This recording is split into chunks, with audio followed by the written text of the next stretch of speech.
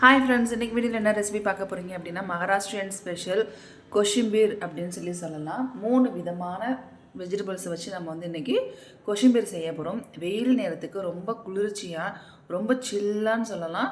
எல்லாருக்குமே ரொம்ப ரொம்ப பிடிச்சது. நீங்கள் வெறும் வயிற்றுலேயே சாப்பிட்லாம். சப்பாத்திக்கு ரொம்ப ரொம்ப அடாப்டான சைட் டிஷ்னே சொல்லலாம். அதே மாதிரி வெரைட்டி ரைஸாக இருக்கட்டும், எல்லாத்துக்குமே உங்களுக்கு வந்து சைட் டிஷ்ஷும் சூப்பராக இருக்கும். நீங்கள் மெயினான ஃபுட்டு எதுவுமே இல்லாமல் இந்த ஒரு கொஷிம்பீரை வச்சு மட்டுமே நீங்கள் வந்து மெயின் ஃபுட்டு மாதிரி இன்டேக் பண்ணிக்கலாம். மார்னிங் பிரேக்ஃபாஸ்ட்டுக்காக இருக்கலாம், இல்லை ஆஃப்டர்நூனாக இருக்கலாம், இல்லை ஈவினிங் டைம், ஸ்நாக்ஸ் டைம், எல்லா டைம்லையுமே உங்களுக்கு சூட்டபிளான ஒரு கொஷிம்பீர் ரெசிபி இது வந்து நீங்கள் சின்ன பிள்ளைங்கலேருந்து கொடுக்கலாம். சின்ன குழந்தைங்கலேருந்து நீங்கள் வந்து எல்லாருக்குமே கொடுக்கலாம். சின்ன குழந்தைங்கலேருந்து பெரியவங்க வரைக்குமே விரும்பி நல்லா சாப்பிடுவாங்க. வெள்ளரிக்காய் பார்த்தீங்கன்னா நான் வந்து பிஞ்சாக தான் எடுத்துருக்கேன் ஃப்ரெண்ட்ஸ். உங்கள்கிட்ட முத்தின காயாக இருந்ததுன்னா நீங்கள் தாராளமாக எடுத்துக்கோங்க. என்கிட்ட வந்து பிஞ்சு காயாக இருக்குது. ஸோ அடுத்து வீட்டில் உர ஊற்றின தயிர், ஒரு பெரிய வெங்காயம், கொஞ்சம் கருவேப்பிலை வாஷ் பண்ணி வச்சுருக்கேன், தக்காளி, பச்சை மிளகா எல்லாமே நான் வந்து வாஷ் பண்ணி வச்சுருக்கேன் ட்ரேயில் வச்சுருக்கிறது. நெக்ஸ்ட்டு கேரட்டும் பீட்ரூட்டும் வந்து தோல் சீவி நம்ம வாஷ் பண்ணிவிட்டு துருவி வச்சுக்கணும். ஸோ அதை நம்ம ஒன் பை ஒன்னாக பார்க்கலாம்.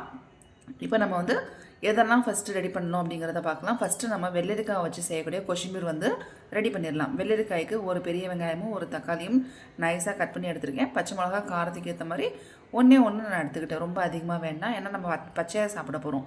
ஸோ அடுத்து வெள்ளரிக்காயும் குட்டி குட்டியாக வந்து தோலோடு தான் நறுக்கி எடுத்துருக்கேன். ஸோ எல்லாமே நறுக்கியாச்சு. இது எல்லாத்தையும் ஒரு பாத்திரத்தில் சேர்த்துக்கோங்க. எதுவுமே நம்ம வந்து சமைக்க போகிறது கிடையாது, பச்சையாக தான் நம்ம செய்ய போகிறோம்.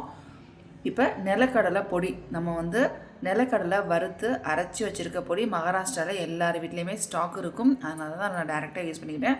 உங்கள்கிட்ட இல்லைன்னா கொஞ்சம் நீங்கள் வறுத்து அரைச்சி போட்டுக்கோங்க. ஒரு 2 ஸ்பூன், டேஸ்ட்டுக்கு தகுந்த மாதிரி உப்பு. அடுத்து தயிர் வந்து பார்த்தீங்க அப்படின்னா ஒரு 2 ஸ்பூன் இல்லை 3 ஸ்பூன், நீங்கள் எந்த அளவுக்கு காய்கறி சேர்த்துருக்கீங்களோ அதுக்கு தகுந்த மாதிரி எடுத்துக்கோங்க. 3 ஸ்பூன் வந்து நான் சேர்த்துருக்கேன். இப்போ இதில் எல்லாத்தையும் நல்லா மிக்ஸ் பண்ணிக்கலாம் ஃப்ரெண்ட்ஸ். கரண்டியை வச்சு கொஞ்சம் கூட நீங்கள் கேப் இல்லாமல் ஃபுல்லாக மிக்ஸ் பண்ணிக்கோங்க. தயிர் வந்து லிமிட்டாக சேர்த்துக்கோங்க. ரொம்ப அளவுக்கு அதிகமாக சேர்த்திங்கன்னா தண்ணி விட்டு போயிடும். ஸோ தண்ணிலே அது எல்லாமே உங்களுக்கு சேர்ந்துடும். காய்கறி மட்டும் தனியாக இருக்கும், அப்புறம் தண்ணி வந்து தனியாக இருக்கிற மாதிரி இருக்கும். அதனால் லிமிட்டாக செய்யுங்க. இது வந்து நீங்கள் ஒரு நாள் வச்சு சாப்பிட்ற மாதிரி உள்ள கொஷிம்பீர் ரெசிபி. ஒரு டைம் நீங்கள் வந்து ஃப்ரெஷ்ஷாக சாப்பிட்ணுன்னு நினச்சிங்கன்னா லிமிட்டாக செய்யுங்க. இல்லை 2 நேரத்துக்கு வேணும் அப்படின்னா செஞ்சுட்டு நீங்கள் வந்து ஃப்ரிட்ஜில் வச்சு நீங்கள் அடுத்த நேரத்துக்கு சாப்பிட்டுக்கலாம் ஃப்ரெண்ட்ஸ்.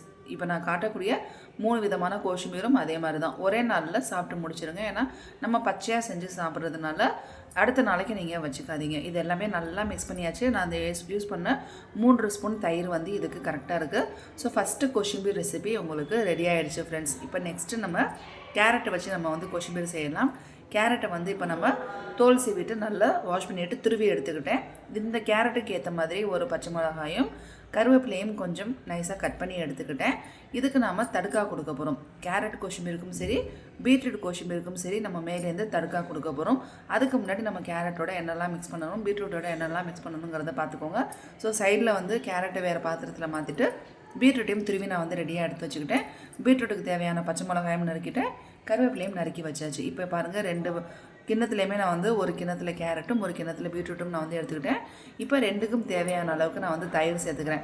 ஸோ ஃபஸ்ட்டு கொஞ்சமாகவே சேர்த்துக்கோங்க. ஏன்னா கேரட்லேயும் நீர்த்தன்மை வந்து அதிகமாக இருக்கும், வாட்டர் கண்டென்ட் அதிகமாக இருக்கும். பீட்ரூட்லேயும் உங்களுக்கு வாட்டர் கண்டென்ட் அதிகமாக இருக்கும். அதனால் ஃபஸ்ட்டு ஒவ்வொரு ஸ்பூன் சேர்த்துக்கோங்க.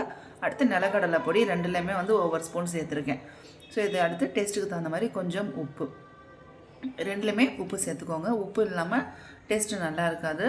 இது நீங்கள் வந்து டயட்டுக்கு ஃபாலோ பண்ணுறவங்க இந்த 3 விதமான கொஷிம்பீருமே நீங்கள் ஒன்றா நீங்கள் எடுத்துக்கிட்டிங்கன்னா டயட்டுக்கும் ரொம்ப ரொம்ப ஹெல்ப் பண்ணும், வெயிட் லாஸ்க்கும் ரொம்ப ஹெல்ப் பண்ணும். நீங்கள் பாருங்கள், எல்லாமே நல்லா மிக்ஸ் பண்ணியாச்சு. ஸோ உங்களுக்கு தயிர் பத்தலை அப்படின்னா கொஞ்சம் மேலே சேர்த்துக்கோங்க. எனக்கு கொஞ்சம் கம்மியாக இருந்தது. 2லேயுமே வந்து ஒரு 2 ஸ்பூன் வந்து நான் எக்ஸ்ட்ரா சேர்த்துக்கிட்டேன்.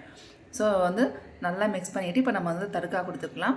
தடுக்காக்கு வந்து எண்ணெய் அதிகமாக தேவையில்லை ஃப்ரெண்ட்ஸ். ஒரு அரை ஸ்பூன் எண்ணெய் இருந்தால் போதும். அந்த மிளகாயும் கருவேப்பிலையும் மட்டும் ஃப்ரை ஆகணும். ஸோ நல்லா ஃப்ரை ஆனதுக்கப்புறம் அதை நம்ம தடுக்காவில் சேர்த்துக்கலாம். அளவுக்கு அதிகமாக எண்ணெய் சேர்க்க வேண்டாம், லிமிட்டாக நமக்கு அது வறுத்தா போதும்.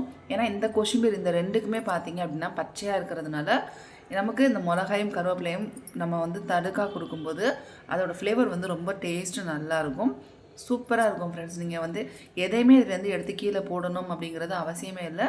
எல்லாருமே விரும்பி சாப்பிடுவாங்க. அதே மாதிரி வெள்ளரிக்காயில் செஞ்சுருக்க நம்ம வந்து எல்லாமே தாளிக்காமல் கொடுத்துருக்கோம் இல்லையா, இதுக்கு நீங்கள் வெள்ளரிக்காய்க்குள்ளே கோஷிம்பீருக்கு வந்து எதுவும் நீங்கள் தாளிச்சிங்க அப்படின்னா டேஸ்ட்டு மாறிடும். இந்த வெள்ளரிக்காய் கோஷிம்பீர்லேயே நீங்கள் நினைப்பீங்க கேரட் சேர்த்தா நல்லாயிருக்கும், பீட்ரூட் சேர்த்தா நல்லா இருக்குமே அப்படின்னு. தயவு செஞ்சு சேர்த்துறாதீங்க. வெள்ளரிக்காய் கோஷிம்பீருக்கு நான் என்னெல்லாம் இன்க்ரீடியன்ட் சேர்த்தேனோ அதை மட்டும் சேர்த்துக்கோங்க. எக்ஸ்ட்ரா வேறு எதுவுமே சேர்க்காதீங்க. நீங்கள் கேரட்டோ பீட்ரூட்டோ சேர்த்திங்க அப்படின்னா அதோட டோட்டல் டேஸ்ட்டே வந்து வீணாக போயிடும், நல்லா இருக்காது, ஒரு வாய் கூட யாரும் சாப்பிட மாட்டாங்க. ஸோ அதே மாதிரி பீட்ரூட்டும் தனியாக செய்யுங்க, கேரட்டும் தனியாக செய்யுங்க. ஏன்னா நம்ம பச்சை காய்கறிகளை வச்சு செய்கிறதுனால அதை தான் நம்ம வந்து அதுக்கான இன்க்ரீடியண்ட்டை மட்டும் சேர்த்து தனித்தனியாக செஞ்சால் மட்டும்தான் நல்லாயிருக்கும் சாப்பிட்றதுக்கு. நம்ம வந்து சமைச்சு சாப்பிடும்போது அதோட காம்பினேஷன் வேறு.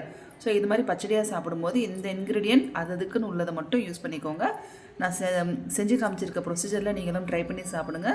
ரொம்பவே டேஸ்ட்டு நல்லாயிருக்கும் ஃப்ரெண்ட்ஸ். நான் சொன்ன மாதிரி சப்பாத்தி, வெரைட்டி ரைஸ் எல்லாத்துக்குமே சூப்பராக இருக்கும்.